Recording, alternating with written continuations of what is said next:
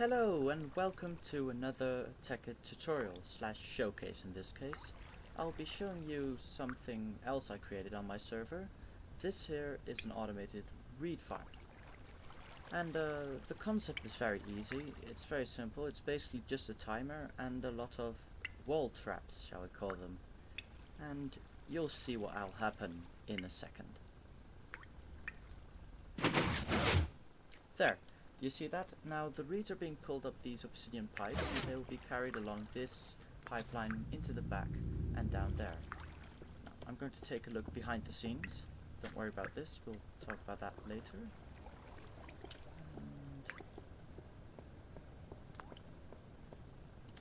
And shortly you should see the reeds coming in from here, and there we go, there's the first one. Now the reeds are carried through this pipeline and are carried all the way over here through this iron pipe. There we go. Over here, through here, down here, and into the walls here. And this leads to my automatic bookcase crafting system actually, and we'll discuss this later. Over here is another input from another reed farm down below, which is scheduled to become a automated reed farm done by turtles. Now, let's take a look behind the scenes here. Essentially, if you follow me down this powerhouse, well, here you go, you see a massive lineup of repeaters and torches and pistons in the walls. And oh, a creeper. Mobs. Great. Let me just handle those. Yeah. Now, essentially here's a timer. It's set up to work around 10 minutes time. And as soon as it fires off, it gives a short pulse through this redstone torch into this wall, which gets fed through this switch. Basically this switch is an on-off switch, very craftily documented there, and if I flip it, then if the timer fires, the automated reed farm will not be farmed. So this redstone wire, or yes, redstone wire, will take this signal through the repeaters and turn all these pistons on. Briefly. They don't have to be on long because, let me show you, if I can get through here, there you go. Because behind these walls, behind these marble bricks are pistons everywhere.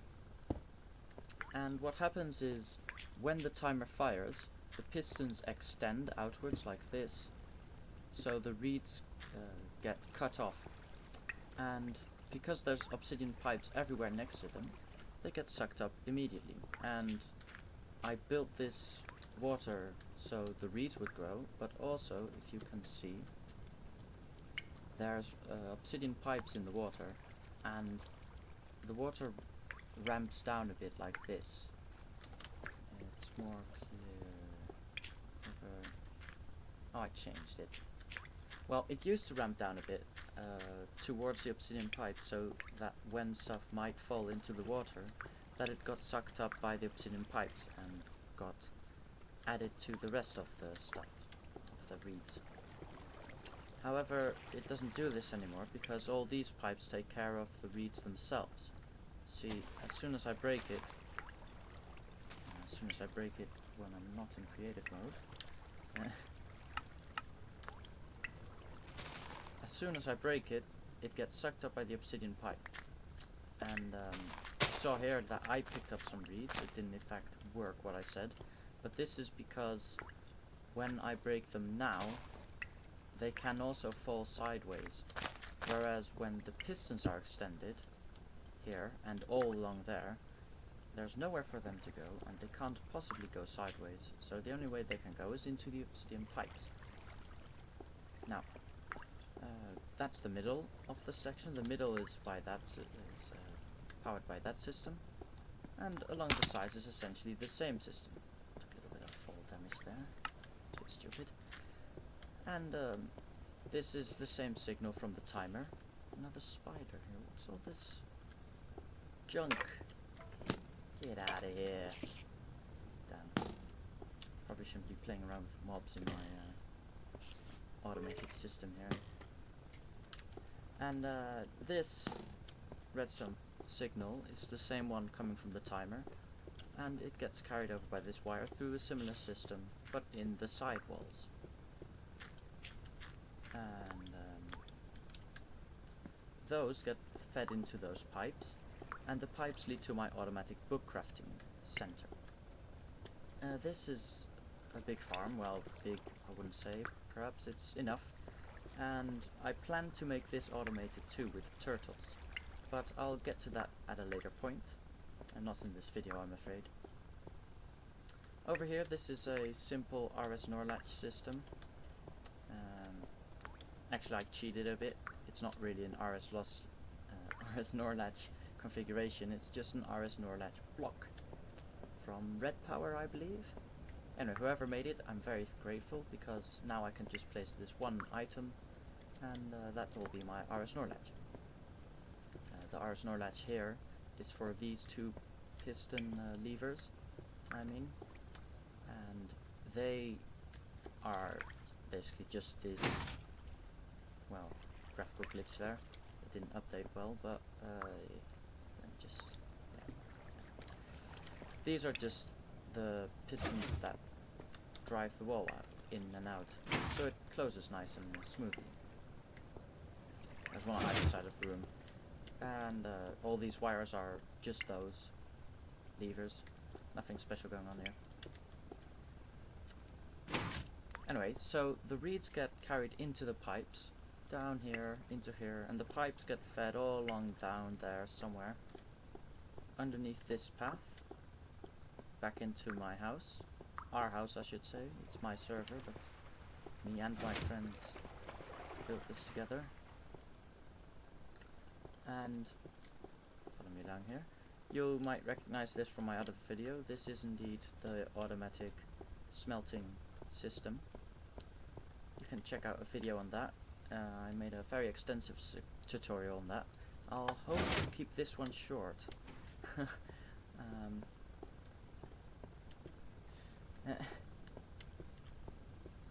Right, so eventually the sugar canes come in from here, the reeds, and this set of pipes splits them so that some of the sugar canes get here, get deposited here, and half of the others, oh look, you can see a bookshelf going down there, and the other half of them gets fed into this chest.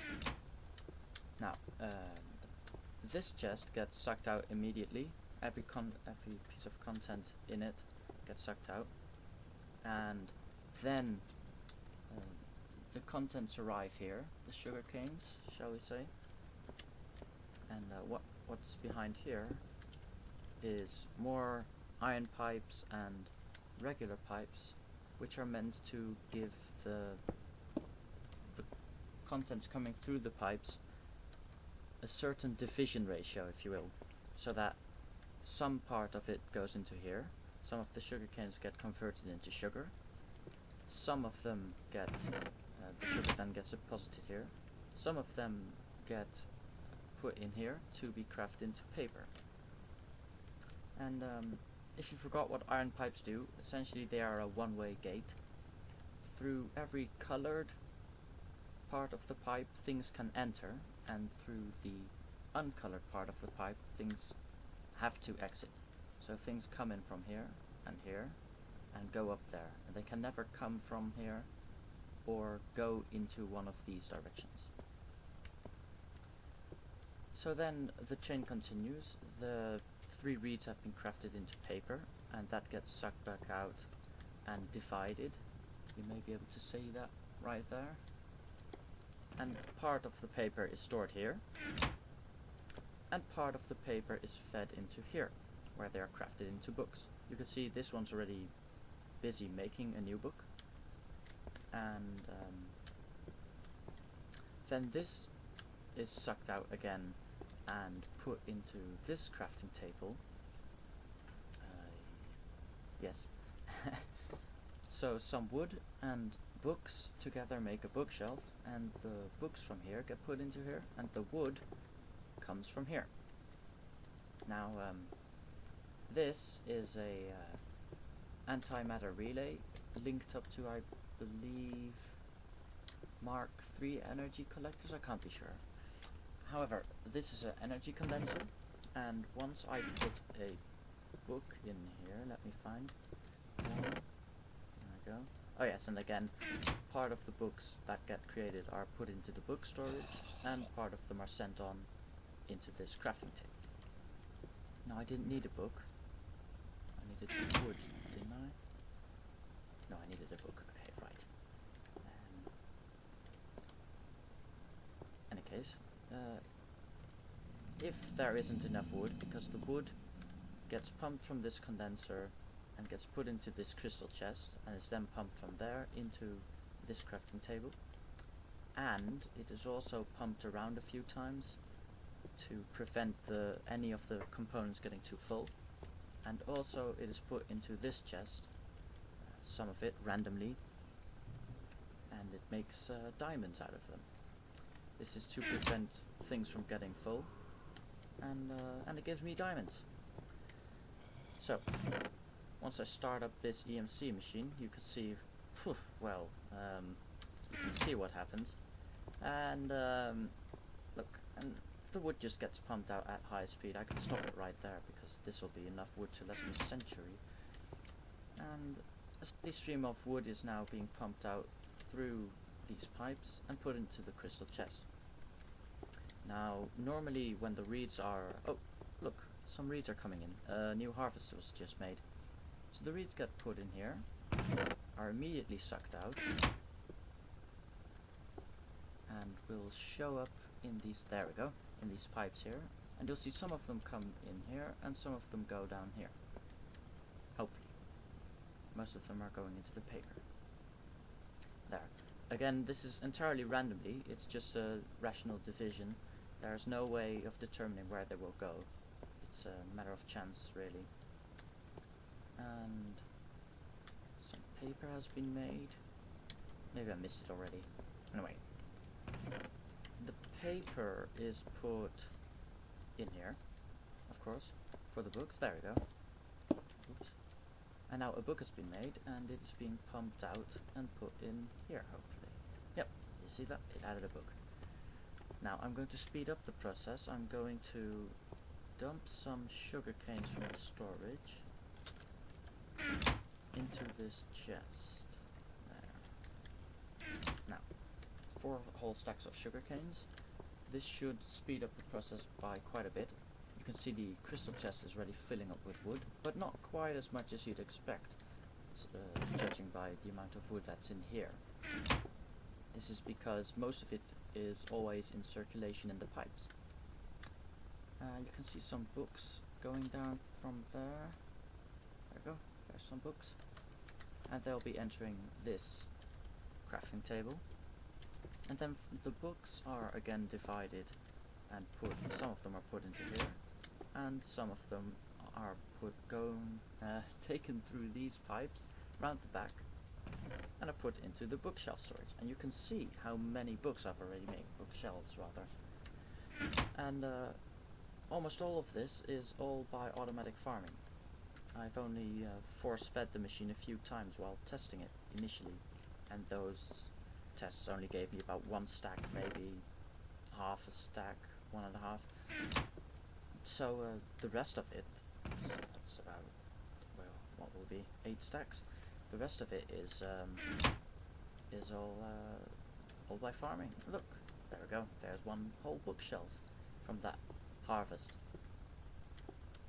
And you wonder, why would I want to make bookshelves like this automatically? It seems like a lot of work for just one resource.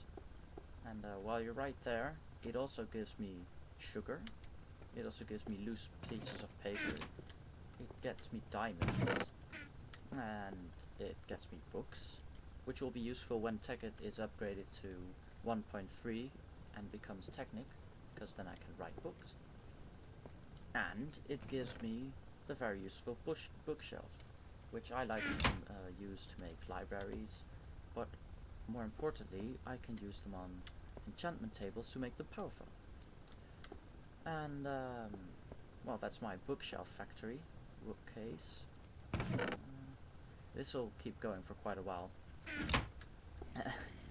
And, well, so the sugar canes are taken again from the automatic farm, put into here, put into the chest, or put into this one, where they are then fed into the rest of the process. And I will show you some more.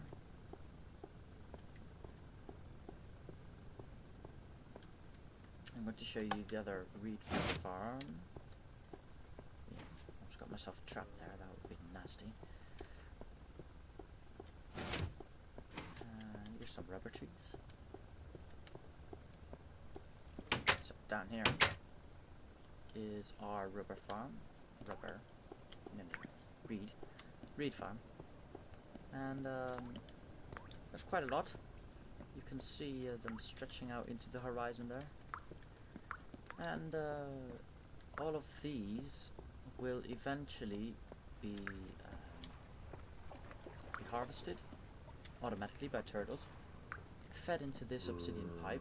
You can see already, sugarcane processing manual insertion point, and that will lead to the rest of the piping system. You can also see if I put anything else but reeds in here, the system will reject it. Goes up, comes back down, goes back down, and there's my marble. And it will be put back into this chest. However, if I put reeds in here, it'll go up, pull through. Now, you might see reeds going through there, but in fact there's not. That's a known graphical glitch. And now those reeds are also in the system and are being taken to the automatic bookshelf creating facility. So there it is. If you want to know how I did that, this filtering system actually, that's very simple. It's just a diamond pipe. Let me see if we can find it. Yeah, look, there it is. It's just a diamond pipe set up to only allow reeds to go up, and so automatically everything else but reeds is sent back down, and then that is just fed into this chest. If you want to know how I created no, actually I explained everything. There's not much left to say. So, thank you for joining me. I hope you enjoyed this showcase. I will bring out a showcase on my automatic turtle farming reed farms later, at another time. Right now I'm still perfecting the program. However, I can give you a sneak preview, and this I will do. And I won't show you my secretive warp location. Shush. There's my kitty right there. This is my house. Very inconspicuously placed. Yes. Pressure pad. And the door that closes on me. And now this is fun, but I will show you that another time. Instead, we'll go to my turtle testing grounds. And because we're creative, we might as well fly and be a bit quicker. We go. There we go. So, here we are. This is my turtle testing ground. It's a small reed farm I set up. And here's a turtle. That's not actually the main attraction. Here's the turtle. That is in today's spotlight. Now, in the full version of the farming program, this turtle will output its own redstone signal, open the door for itself, go out, go farming, come back, dump its supplies in the obsidian pipe. That will take it to the rest of the reed pipes, if you will, reset itself, and make itself ready to be called on to make another harvest. And At its core, this system will have a computer which will direct the turtles to, every 10 minutes or so, just like the timer, go out and farm this reed farm. And as of now, though, all I got working was the reed farm itself, and I'm pretty amazed at that already. I'm very proud. So I'd like to show you what this turtle can do. I won't show you the code just yet. I'll do this when the code is complete and when the turtle gets its own showcase. Its own tutorial, rather. Right now I'll just initiate the farming program. So it'll look for the path below it. This is how the turtle operates. Once it finds these bricks, it knows it's at the entrance of the reed farm. Then it'll start going up, and it'll start farming. There we go. Happy turtle. Yeah. It's lagging a bit. It's normally not like this. It's probably because my computer's busy with all the programs running to record this. Now it'll come back, find the entrance, and then it'll dance about a bit because it's a bit confused about where this path is going. So I'll have to force terminate it before it gets lost. Here. There. Now, for when it comes back, of course, at the beginning it's right here. And this redstone torch represents its signal that it uses briefly to power on the system to lower the piston and open the door for itself. But when it's on this side of the wall, of course it can't do this, because there's no redstone anywhere in the vicinity. Now, my solution was that it will try to power this block, which will be hooked up to a system like so, and you will see this turtle doing exactly that. So,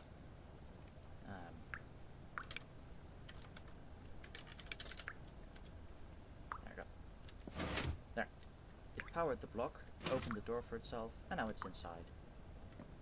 It'll now come back up through the floor and set itself. There we are. I'll show you what's happening. When it reaches this block, it sends out a redstone signal through the block. Here's the contraption already. Yeah, that is this block, so this line gets powered. Now this concept is a very simple pulse lengthening system. You can find these on the wiki, the normal Minecraft wiki. I'm not quite sure what they're called officially, so I can't help you there, I'm afraid. But this is basically how it works. The short pulse from the turtle comes in here, turns off this torch, which turns off this redstone line, which turns on this torch again. And when this torch is on, this redstone is also on, which keeps this turned off. Now at the same time, a signal is coming through these delays, and once they reach this line, which is at that time of course turned off because this torch is off, they turn this line back on, turning this torch off for only a second, or an instant actually, but that is enough time for this torch to turn back on and inhibit this torch. While this line is on, that redstone goes through here, comes down here, down here, and into this brick, into this stone, and turns off this piston, which lowers the door and enables the turtle to go in. I'll show you once more, now in action.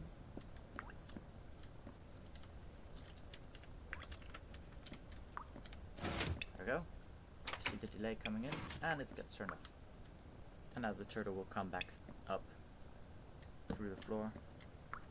It won't actually do that in the final version, of course, but that's just for this showcasing, testing purpose. So, that's a sneak preview of my turtle farm. I hope you enjoyed this automatic read farm and bookshelf creating process video showcase, and I hope I explained it clearly enough, and I hope you didn't get bored. Right, see you next time. Bye.